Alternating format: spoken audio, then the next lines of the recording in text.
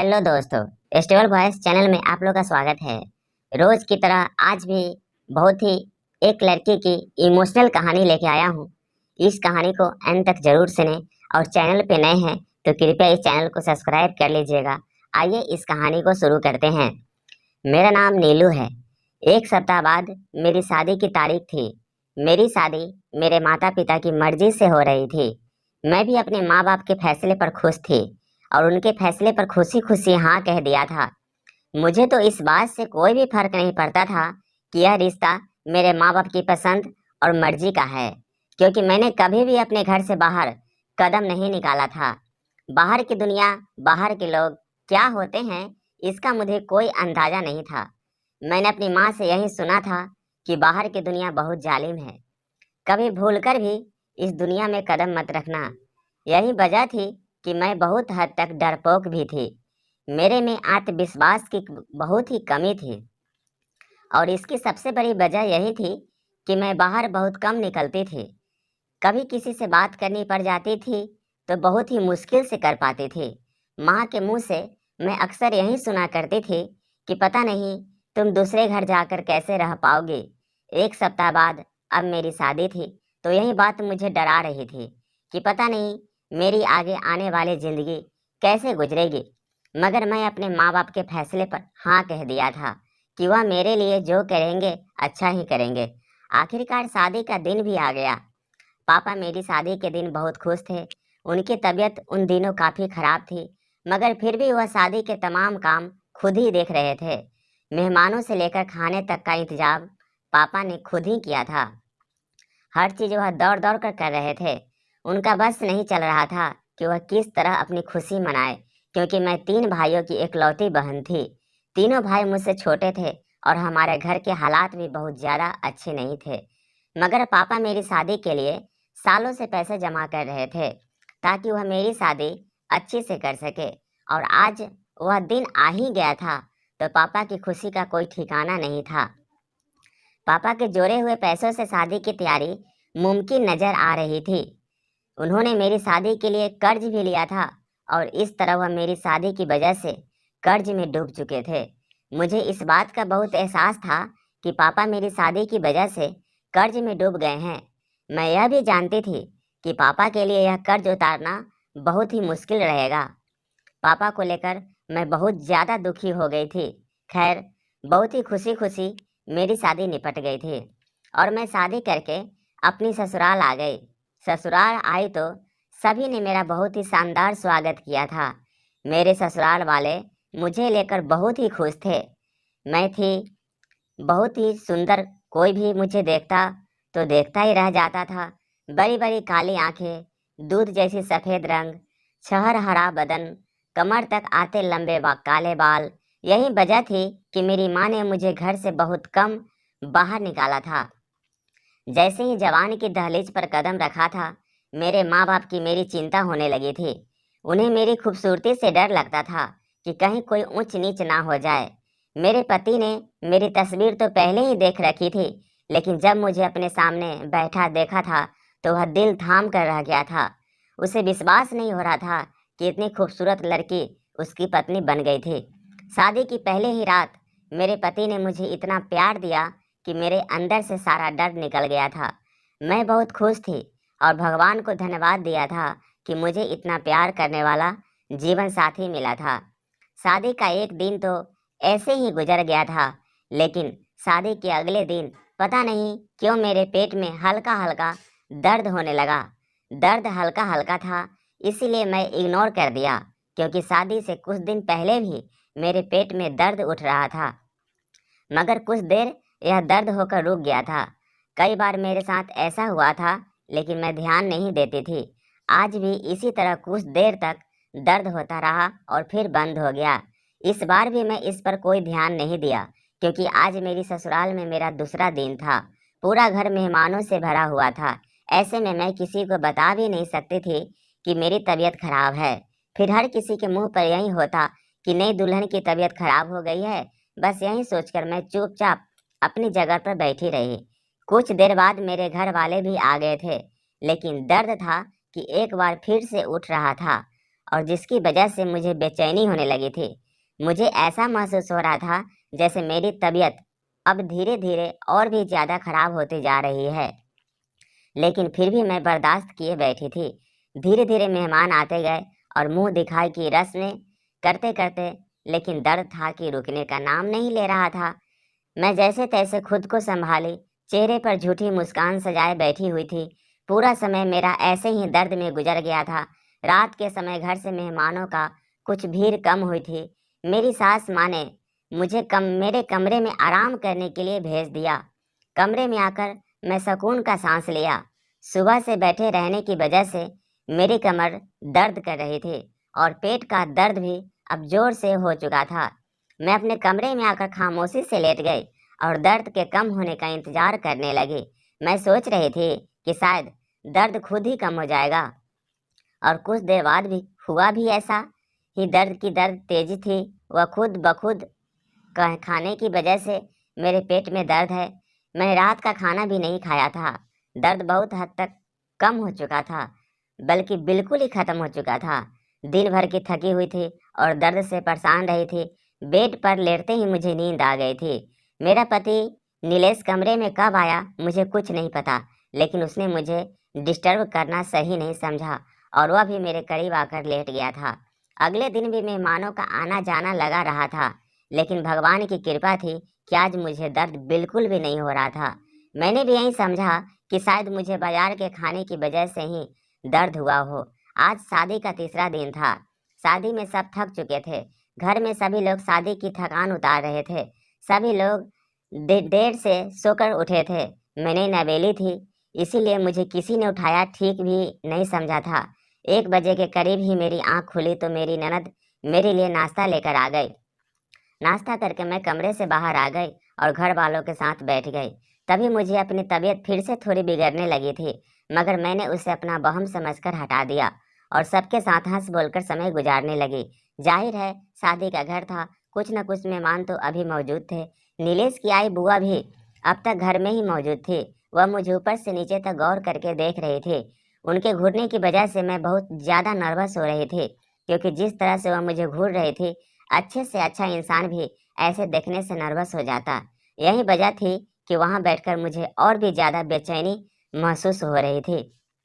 तो मैं वहाँ से उठकर अपने कमरे में आ गई, क्योंकि अब मुझे वहाँ बैठना मुश्किल हो रहा था। पेट का दर्द भी फिर से बढ़ने लगा था। ऊपर से बुआ की नज़रें मेरे शरीर के आर पार होती महसूस हो रही थी। कमरे में आकर थोड़ा सुकून का सांस लिया। दोपहर हो चुकी थी, तो मैं कुछ देर सोने के इरादे से बिस्तर पर लेट गई और यही सोचा इस तरह मेरे दर्द को कुछ राहत मिलेगा। ना जाने कब सोचते सोचते मेरी नींद लग गई। मुझे कुछ पता नहीं चला। शाम में मेरी आंख खुली। कुछ देर तक ऐसा ही बिस्तर पर ही लेटी रही। उठने का बिल्कुल भी मन नहीं कर रहा था, मगर मैं अभी नई नई दुल्हन थी। मुझे हर कदम सोच समझकर उठाना था। माँ के घर में तो जब मर्जी चाहती तब सो जाती थी। जब हाथ मुंह धोकर कमरे में आई तो अचानक मुझे अपने पेट में दोबारा से दर्द महसूस हुआ। मैंने उसे इग्नोर कर दिया। भगवान से प्रार्थना करने लगी कि हे भगवान, मेरे पेट का दर्द कम हो जाए, मगर इस बार दर्द कम होने की बजाय और भी ज़्यादा बढ़ता चला जा रहा था। पेट में होते दर्द ने तेजी पकड़ ली थी। मेरी हालात खराब होती जा रही थी। मेरे अंदर अब इतनी भी हिम्मत नहीं थी कि किसी को आवाज़ लगाकर बताती कि मेरे पेट में दर्द हो रहा है। नीलेश भी उस समय घर पर मौजूद नहीं था। काफ़ी देर इसी तरह दर्द से तड़प रही थी। काफ़ी देर बाद नीलेश घर पर आया तो उसने मेरी खराब होती हालात देखकर मुझे मेरी तबीयत के बारे में पूछा, क्योंकि मेरा चेहरा पूरी तरह पीला पड़ चुका था। मेरे पति ने मेरी यह हालात देखी तो मुझे डॉक्टर के पास लेकर जाने के लिए जिद करने लगा। मैं डॉक्टर के पास नहीं जाना चाहती थी, तो मैंने उससे घर में ही मौजूद कोई पेट दर्द की दवा मंगाई तो वह खामोश हो गया और घर में ही मौजूद पेट दर्द की दवा लाकर मुझे दे दिया। मगर दवा खाकर भी मेरे दर्द को आराम नहीं मिल रहा था। लेकिन थोड़े समय के बाद दर्द की तेजी में कमी तो होने लगी, लेकिन पूरी तरह से नहीं रुका था। लेकिन फिर भी मैंने सुकून का सांस लिया। 1-2 घंटे सुकून से गुजर गए और मेरा पति नीलेश भी अब रिलैक्स हो गया था। सबने मिलकर रात का खाना खाया, लेकिन मैं बस नाम के लिए बस थोड़ा सा ही खाना खाया था, क्योंकि दर्द मुझे अभी हल्का हल्का महसूस हो रहा था। नीलेश ने कहा कि अगर तुम्हारी तबीयत ठीक नहीं है तो तुम कमरे में जाकर आराम करो। मैं भी फौरन उठकर कमरे में आ गई थी, क्योंकि मेरा भी लेटने का मन कर रहा था। अभी लेटे कुछ ही देर गुजरी थी कि अचानक पेट में दर्द की तेज लहर उठी थी और मेरी चीख निकल गई थी।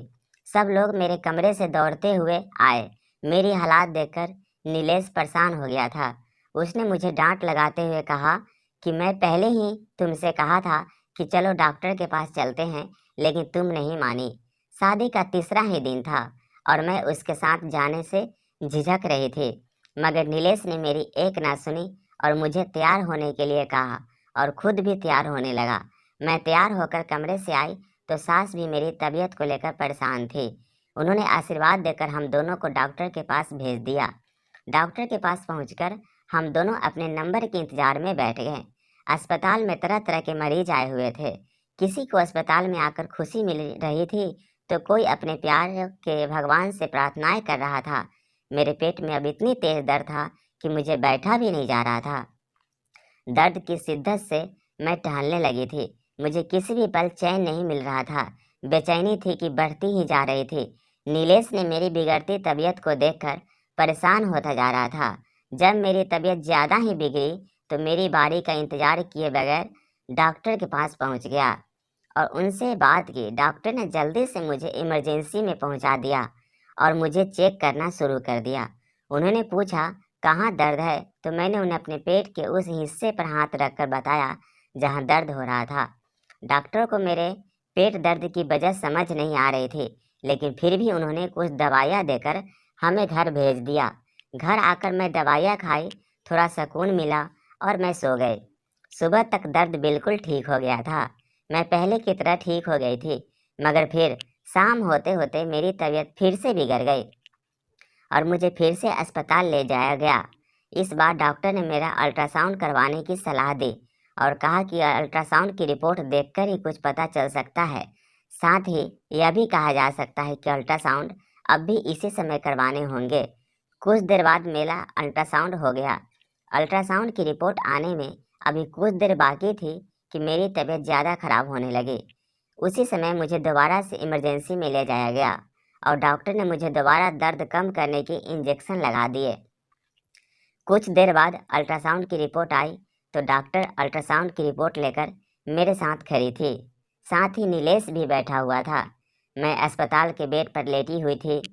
अल्ट्रासाउंड की रिपोर्ट देखते ही डॉक्टर के माथे पर बल पड़ गए थे। वह काफ़ी देर तक रिपोर्ट को देखती रही, मगर मुंह से कुछ न बोली। आखिरकार नीलेश ने ही डॉक्टर से पूछा कि रिपोर्ट में क्या है, तो डॉक्टर ने जो कुछ कहा वह सुनकर मेरे तो होश उड़ गए और नीलेश की फटी आंखों से डॉक्टर की तरफ देखने लगा। मुझे अपने कानों पर विश्वास नहीं हो रहा था कि डॉक्टर क्या बोल रही है। एक पल के लिए तो मुझे कुछ समझ ही नहीं आ सका कि डॉक्टर ने आखिर क्या कह दिया है। और जब थोड़ी देर बाद डॉक्टर की कही हुई बात मेरे समझ आई तो मेरे पैरों तले से ज़मीन ही निकल गई थी। मेरी हालात ऐसी हो गई जैसे मेरे शरीर में जान ही ना हो। नीलेश तो पहले डॉक्टर को फटी फटी आंखों से देखता रहा। उसके बाद उसने मेरी नज़रों से मेरी तरफ देखा कि मुझे ऐसा लगा कि ज़मीन फटे और मैं उसमें समा जाऊं। नीलेश की आंखों में मेरे लिए साफ साफ अविश्वास दिखाई दे रहा था।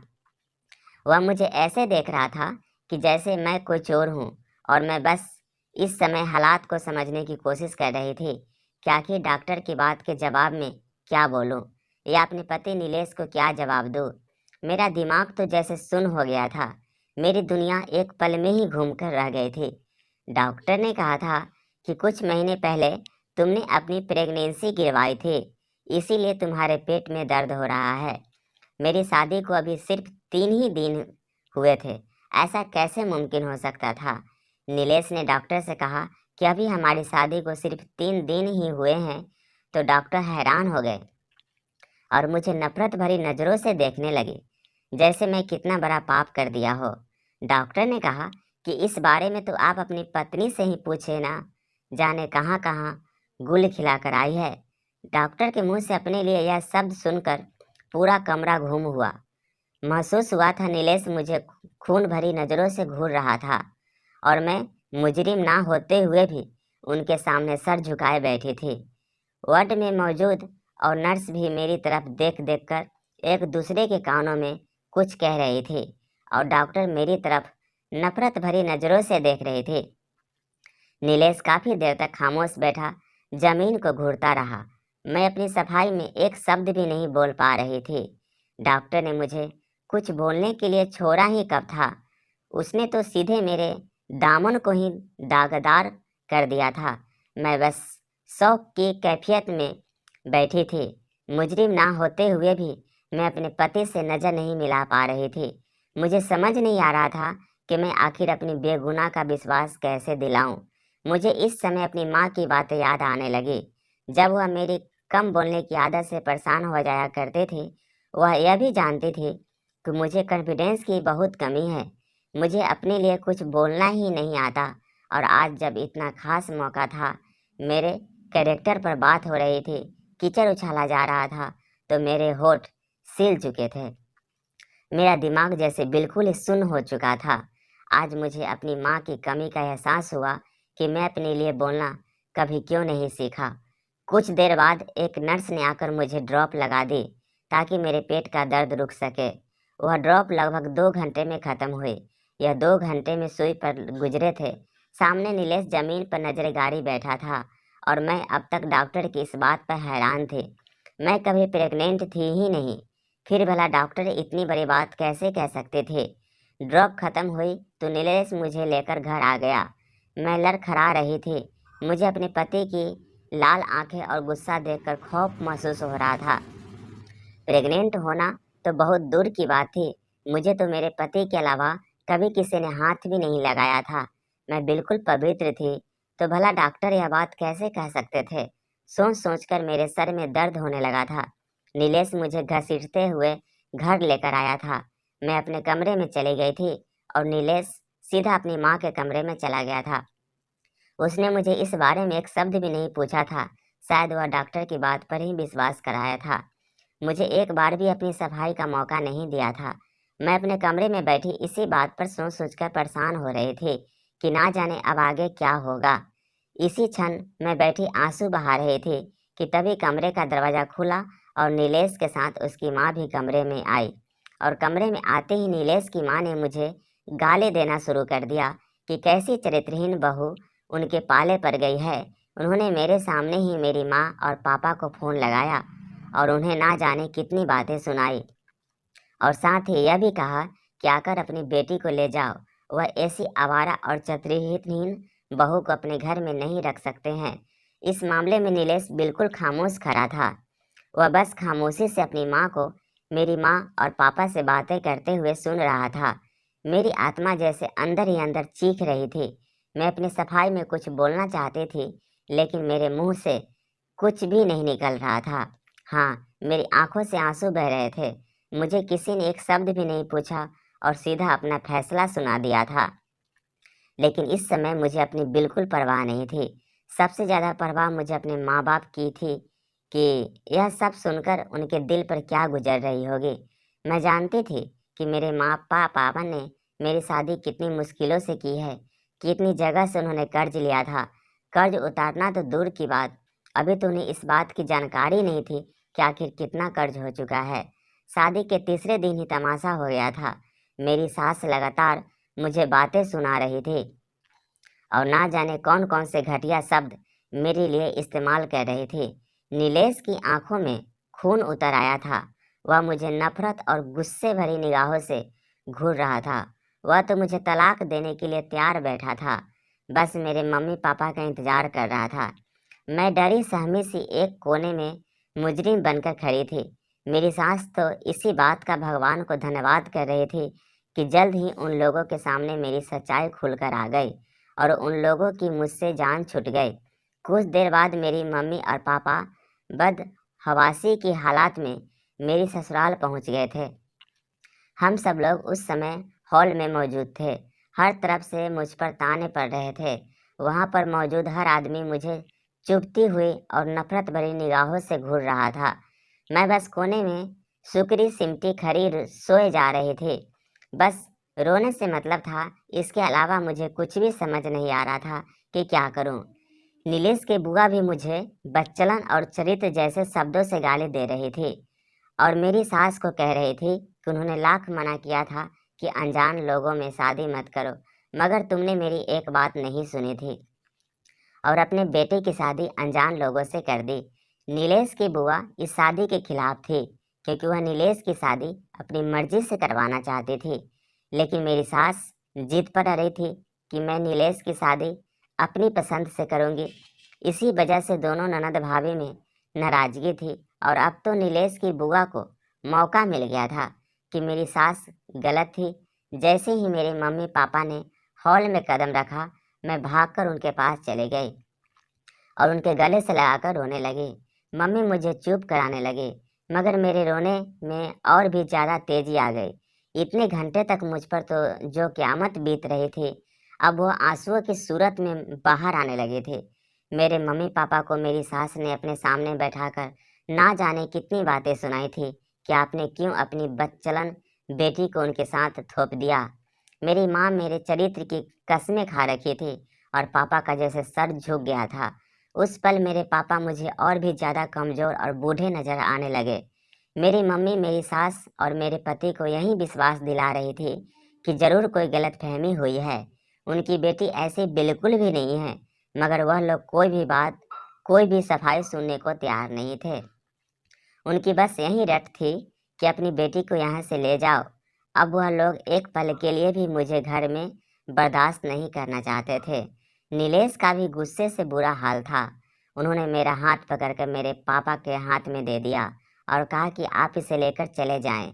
मैं इसे अब और अपने घर में बर्दाश्त नहीं कर सकता। कुछ ही दिनों में आपके घर तलाक के पेपर भी आ जाएंगे। तलाक की बात सुनते ही मेरे पापा ने नीलेश के पैरों में अपना सर रख दिया और उनसे कुछ समय की मोहलत मांगी। नीलेश को मेरे पापा के हालात पर कुछ दया आ गई और वह कुछ दिनों के लिए राजी हो गया। कहने लगा कि मैं आपको और आपकी बेटी की थोड़ा समय देता हूँ। अगर आप लोग अपनी बेटी की बेगुनाही साबित नहीं कर सके तो फिर मैं इसे अपने साथ नहीं रखूँगा और मैं इसे तलाक देकर आपके घर भेज दूँगा।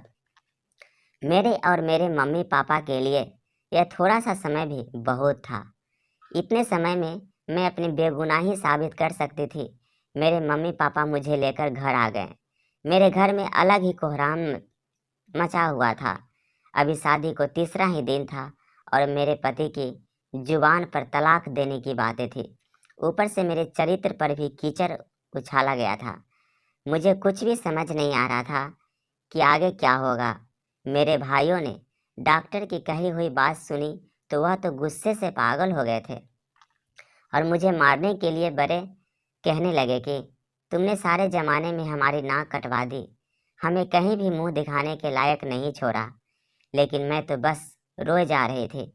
मैं जब अपने पति और सास को ही कोई सफाई नहीं दी थी तो अपने भाइयों को क्या सफाई देती। मेरे मुंह से तो एक शब्द भी नहीं निकल रहा था। मम्मी और पापा ने बीच में आकर मेरे भाइयों के हाथ रोक लिए और देखते ही देखते यह खबर पूरे खानदान में फैल गई कि मैं शादी से पहले ही प्रेग्नेंट हो चुकी थी। यहाँ खबर सुनते ही सब लोगों ने अपने दांतों तले उंगलियों दबा ली थी।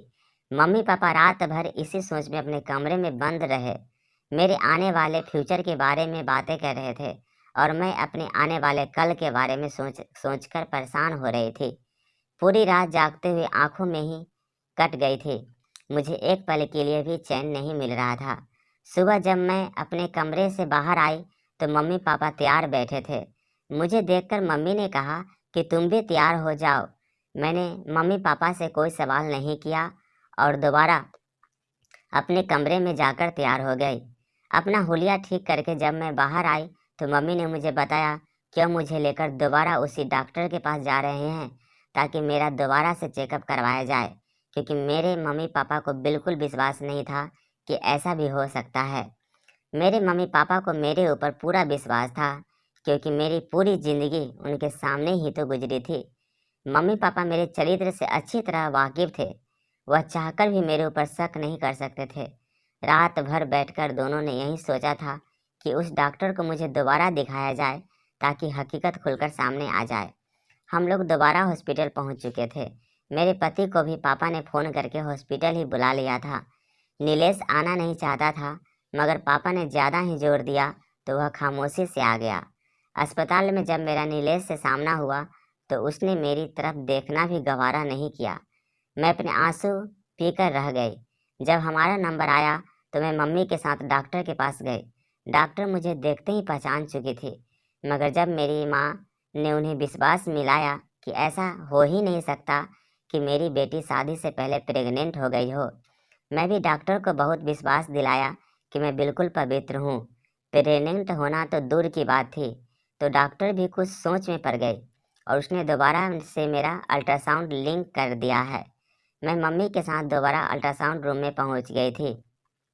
अल्ट्रासाउंड करवा के फ्री समय में जैसे सूली पर गुजारा था। अगर आज भी अल्ट्रासाउंड की रिपोर्ट में ऐसा ही कुछ आता तो मेरा घर तबाह और बर्बाद होने से कोई नहीं बचा सकता था। यही वजह थी कि मेरा दिल भगवान से रो रो कर प्रार्थना कर रहा था कि अल्ट्रासाउंड रिपोर्ट बिल्कुल ठीक हो और जो सच है वही सब सामने आए, वरना मेरा घर तो बर्बाद हो जाएगा। साथ ही साथ मेरी बहुत बदनामी भी होती। मैं समाज में बदनाम होकर रह जाती। यह ऐसी बदनामी का दाग था जो जिंदगी भर मेरे दामन से नहीं छूट सकता था। कुछ ना करके भी मैं सबकी नज़रों में मुजरिम बनी हुई थी और उस समय कोई नहीं समझ सकता था मेरे दर्द को। अपनों की आंखों में मैंने अपने लिए अविश्वास देखा था, जिसकी वजह से मेरा दिल खून के आंसू रो रहा था। कुछ देर बाद अल्ट्रासाउंड की रिपोर्ट आ गई और रिपोर्ट लेकर मैं डॉक्टर के पास गई। इस बार मेरे साथ सिर्फ मेरी माँ थी। मेरे पापा और मेरे पति बाहर ही मौजूद थे। कुछ देर बाद मेरी सास भी अस्पताल पहुंच चुकी थी। उनके जुबान पर तो यही था कि अब कौन से डॉक्टर को दिखाना बाकी रह गया है। वह नीलेश से कह रही थी कि इस चरित्रहीन लड़की को तलाक देकर मामला ख़त्म करो, मगर शायद नीलेश को भगवान का डर था। वह तलाक देने से पहले अच्छी तरह सब कुछ छानबीन कर लेना चाहता था, ताकि कहीं उसके हाथों कुछ गलत फैसला ना हो जाए। इसीलिए वह अपने आप को रोका हुआ था। मैं मुजरिम की तरह डॉक्टर के सामने सर झुकाए बैठी थी। कुछ ही देर में डॉक्टर के पास मेरे पति और सास भी आ गए थे और मेरे पीछे मेरे सारे घर वाले खड़े थे। डॉक्टर के जुबान से निकलने वाले शब्द मुझे नई जिंदगी भी दे सकते थे या फिर मुझे मौत की गहराइयों में भी फेंक सकते थे। मेरी जिंदगी की डोर अब डॉक्टर के हाथ में थी और मैं डॉक्टर के मुंह से निकलने वाले फैसले का इंतजार कर रही थी। कुछ देर तक डॉक्टर मेरी रिपोर्ट देखती रही। फिर उसने मेरी पिछली रिपोर्ट मांगी, जो मैंने अपने बैग से निकालकर डॉक्टर के सामने रख दी। बहुत देर तक खामोशी से दोनों रिपोर्ट्स को चेक करती हुई उसके चेहरे पर अजीब सी एक्सप्रेशन थे। कुछ देर बाद डॉक्टर के चेहरे पर चौंकाने वाले हाव भाव पैदा हो गए थे, जैसे कुछ गलत हुआ हो। डॉक्टर ने मेरी आज की रिपोर्ट मेरे सामने रखते हुए कहा कि मेरे पेट में दर्द की वजह बाहर का खाना था, जिसकी वजह से मेरे पेट में दर्द हो रहा था। मेरे लीवर पर सूजन आ गई थी, तभी इतना दर्द हो रहा था। डॉक्टर ने मेरी माँ से कहा कि आपकी बेटी प्रेग्नेंट नहीं थी। मेरी सास ने फौरन कहा कि पिछले रिपोर्ट में आपने बताया था कि यह प्रेग्नेंट थी। तो डॉक्टर ने बताया, जिसे सुनकर मेरे पैरों तले से ज़मीन निकल गई। डॉक्टर ने कहा कि पिछली रिपोर्ट नाम की वजह से गड़बड़ हो गई थी।